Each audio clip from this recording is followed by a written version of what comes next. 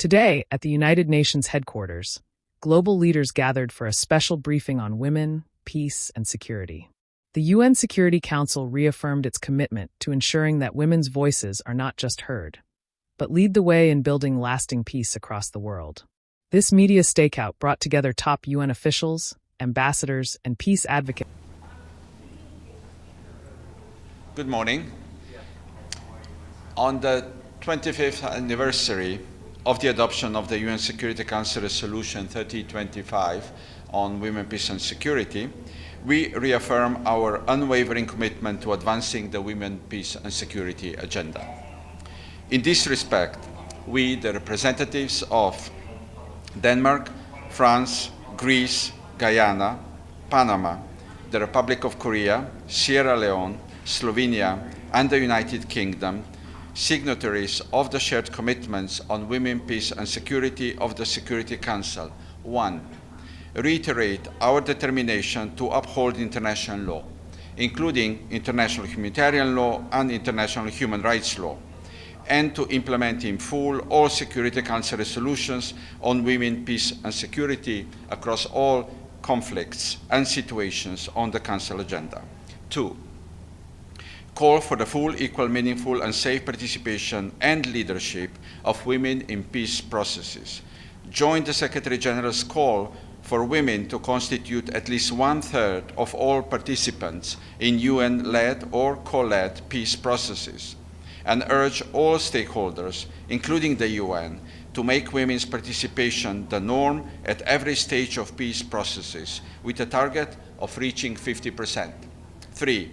Invite UN Department of Political and Peacebuilding Affairs, jointly with UN Women, to provide regular and real-time updates on the progress of women's participation in all relevant peace and security processes, including peace negotiations and transitions. 4.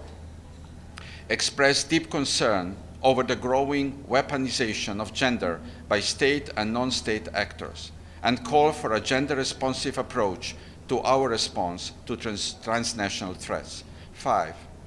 Call for the adoption of the long-standing 50% minimum funding target for gender equality as a core objective in UN peacebuilding funds, as well as by all donors in their official development assistance, humanitarian aid, post-conflict reconstruction, transitional justice and counter-terrorism funding, and to ensure that such funding is tracked separately.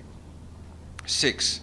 Urge all relevant UN sanctions committees to convene dedicated meetings on gender-related issues, including briefings by gender experts, and to ensure that their mandates and designation criteria explicitly address systematic violations of women's rights and sexual and gender-based violence.